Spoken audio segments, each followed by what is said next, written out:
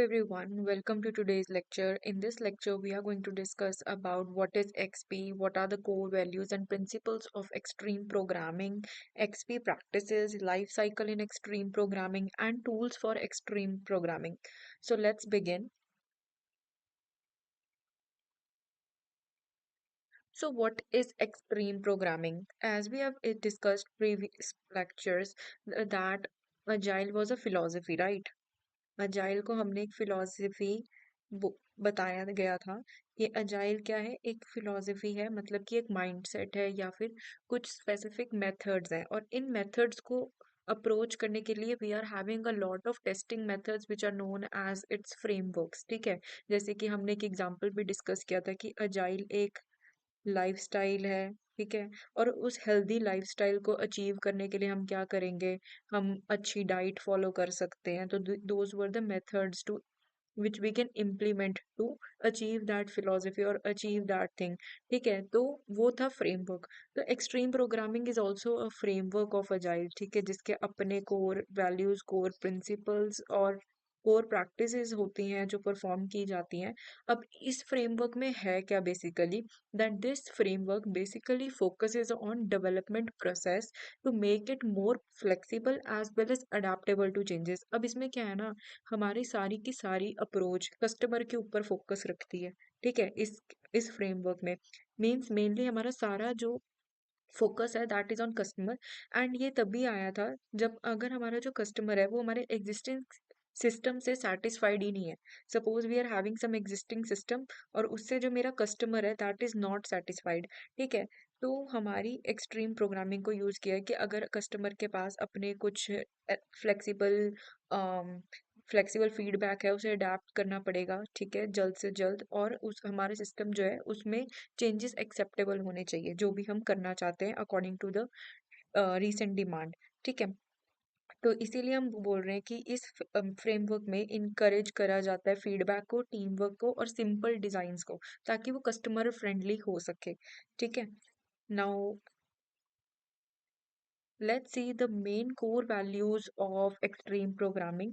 तो जो extreme programming है इसकी जो वैल्यूज है इसको आप याद कर सकते हैं एक ट्रिक से, that is cool software feels completely reliable. ठीक है, तो ये एक ट्रिक है जो आप एग्जाम में ना कई बार भूल जाता है कि पॉइंट क्या था। ठीक है, तो बेसिकली मैं एक हर बार ना कोई ट्रिक्स देती हूँ ताकि यू कैन रिमेम्बर कि what we have to write. ठीक है, तो इसमें हमने पहले भी काफी सारे फ्रेमवर्क्स एक्चुअली प्रीवियस लेक्चर में डिस्कस करे, जैसे कि स्क्रम, कनबन, और हर एक की अपनी कुछ वैल्यूज हैं, अपने कुछ प्रिंसिपल्स हैं। तो इनमें कंफ्यूज ना होए इसलिए मैं कुछ ना कुछ ट्रिक देती हूँ। ठीक है, तो इसको आप ऐसे याद रख सकते हैं, या तो आप सिंपली याद रख लें CSFCR इस तरीके से, या फिर cool software feels completely reliable इस लाइन से। ठीक है, तो इसमें क्या है, फर्स्ट प्रिंसिपल, फर्स्ट जो मेरी वैल्यू है दैट इज कम्युनिकेशन। तो कम्युनिकेशन सिंपल ये है कि हमारी एक गुड कम्युनिकेशन होनी चाहिए among the team members, managers and customers. ठीक है, जो कि बहुत क्रूशियल है हमारे प्रोजेक्ट के सक्सेस के लिए।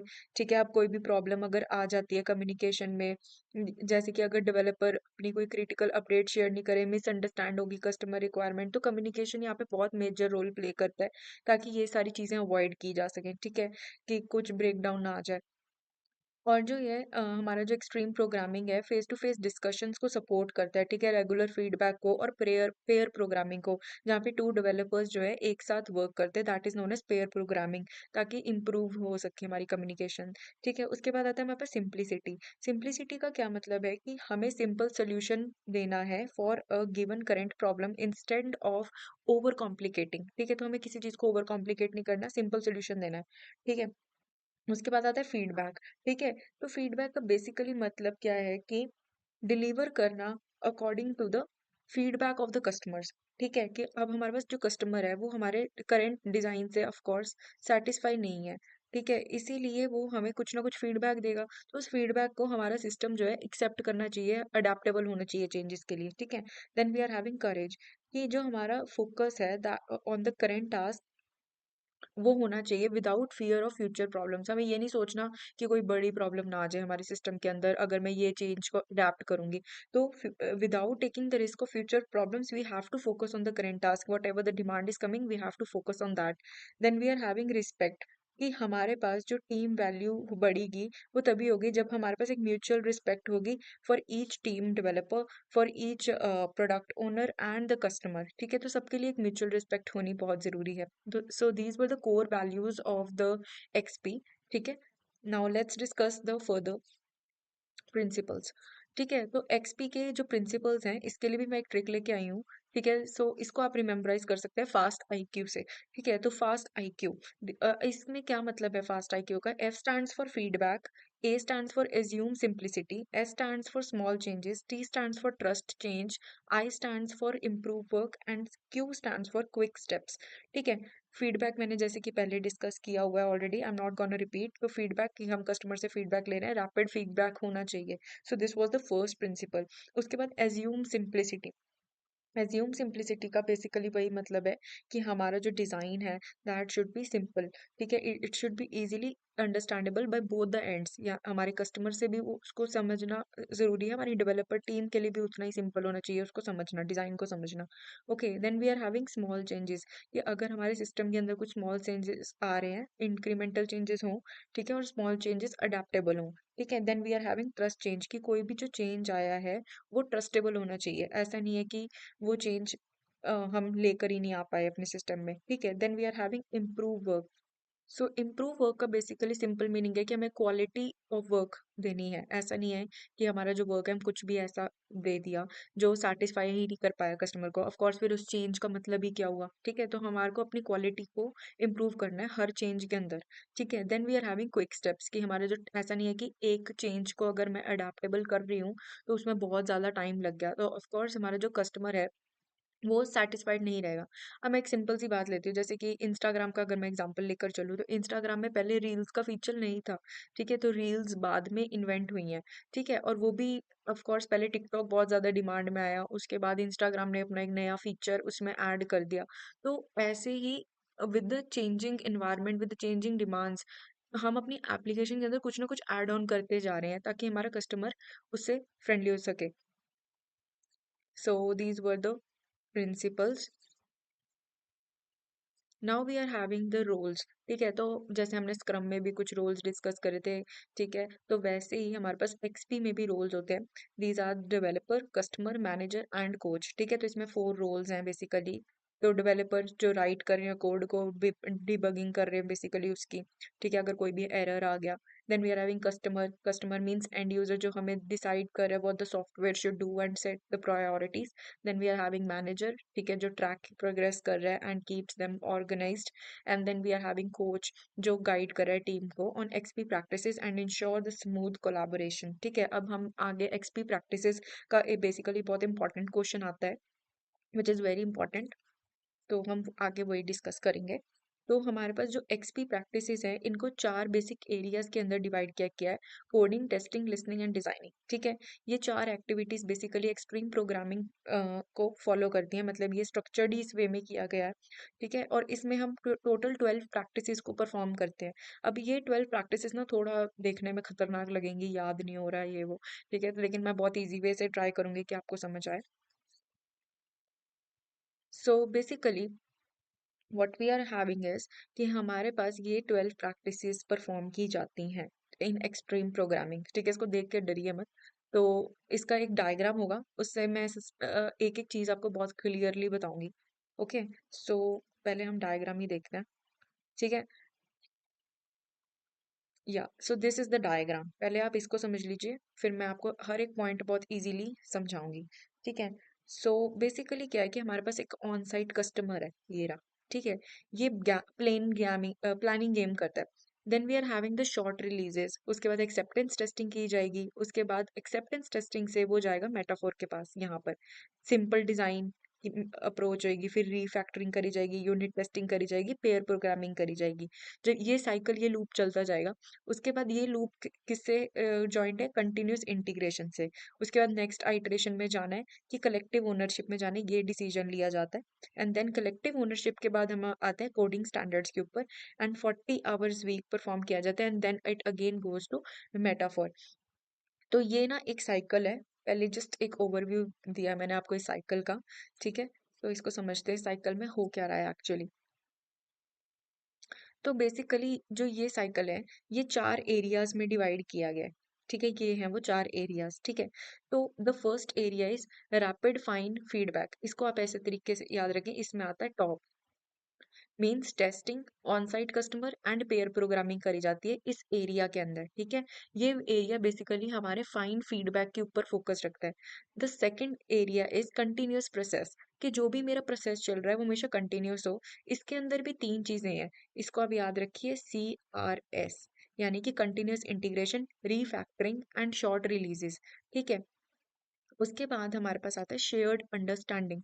ठीक है, तो ये है हमारी अंडरस्टैंडिंग के ऊपर जो हमारे 5 पॉइंट्स फोकस करते हैं।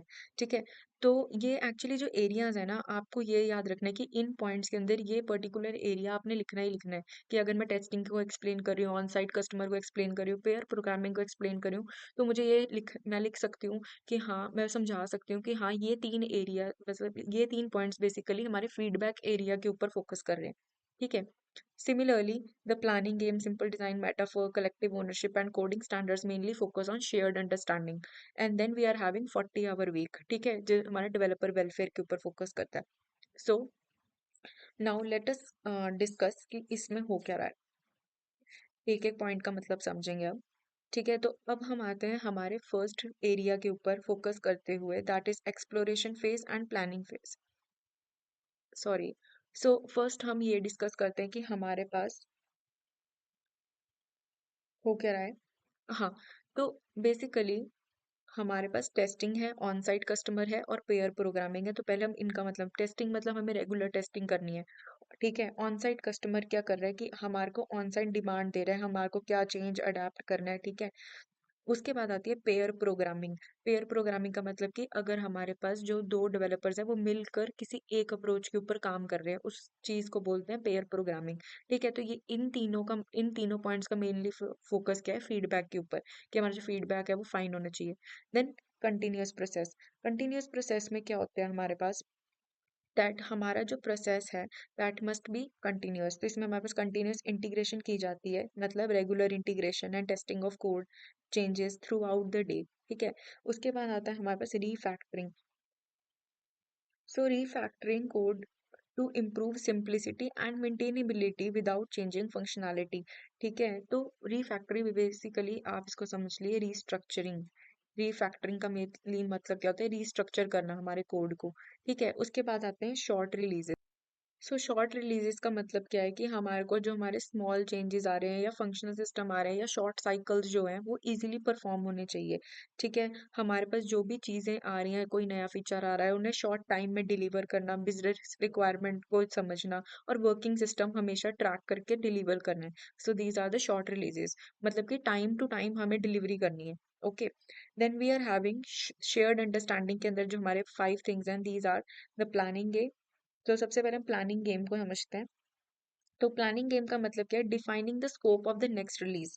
ठीक है, कि हमें बिजनेस प्रायोरिटीज को समझना है, टेक्निकल एस्टिमेट्स को समझना है। ठीक है, और जो हमारा नेक्स्ट रिलीज आने वाला है उसको प्लान करना बेसिकली। इसमें काफी ज्यादा कोलैबोरेशन प्लानिंग वाला फोकस आ जाएगा। Then we are having system design. तो सिस्टम डिजाइन का मतलब क्या है कि हमारे पास अननेसेसरीली जो कॉम्प्लेक्सिटीज हैं उनको रिमूव करना, एक सिंपल डिजाइन देना, एक simple diagram follow, charts create करना ताकि हम डिजाइन को समझ सकें। Then we are having metaphor. Metaphor is a shared story और एन आर्किटेक्चर। ये एक आर्किटेक्चर होता है जो सिंपली बताता है कि हमारा सिस्टम काम कैसे कर रहा है। ठीक है, तो शेयर्ड अंडरस्टैंडिंग हो जाती है स्टेक होल्डर्स के बीच में with the help of metaphor. Then we are having collective ownership. तो कलेक्टिव ओनरशिप में सिंपली नाम से ही पता लग रहा है कि all the team members take shared responsibility for all the code basis, कि जो भी मेरा कोड है उसकी एक शेयर्ड रिस्पॉन्सिबिलिटी लेना। Then we are having coding standards. What do we mean by coding standards, emphasize communication, minimal work and avoiding duplicate code. That is what coding standards, कि duplicate code redundancy नहीं होनी चाहिए किसी भी type की. Okay, then we are having developer welfare, means 40 hours week, which is very important.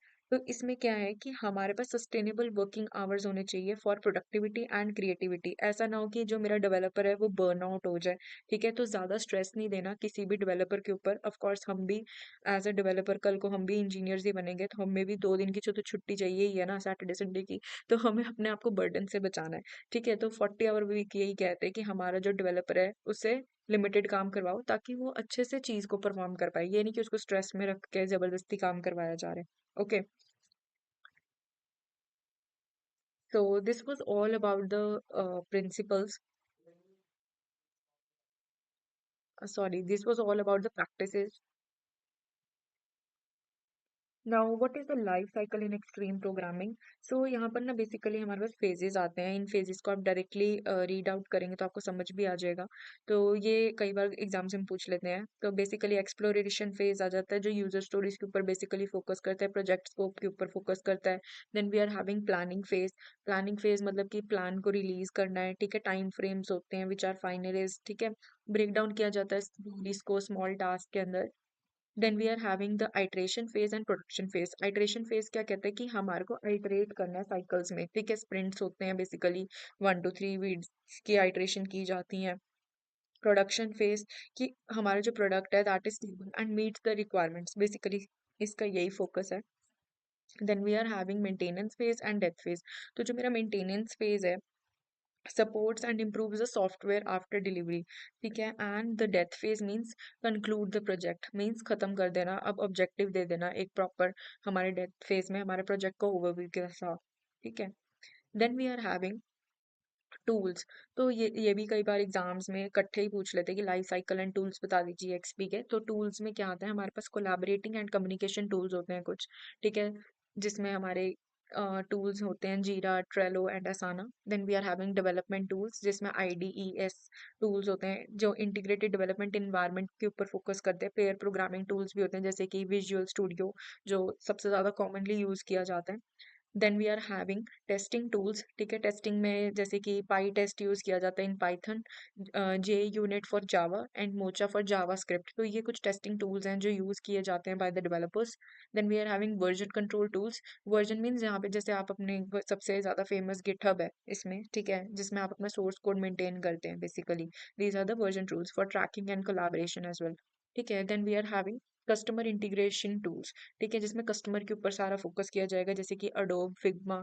So these are the customer interaction tools basically. Then we are having monitoring and feedback tools. जो monitoring tools होते हैं these are SonarQube and feedback tools is New Relic and Datadog. तो ये basically सारे tools हैं जो cover करते हैं हमारे एस्पेक्ट्स ऑफ प्रोजेक्ट्स, ठीक है।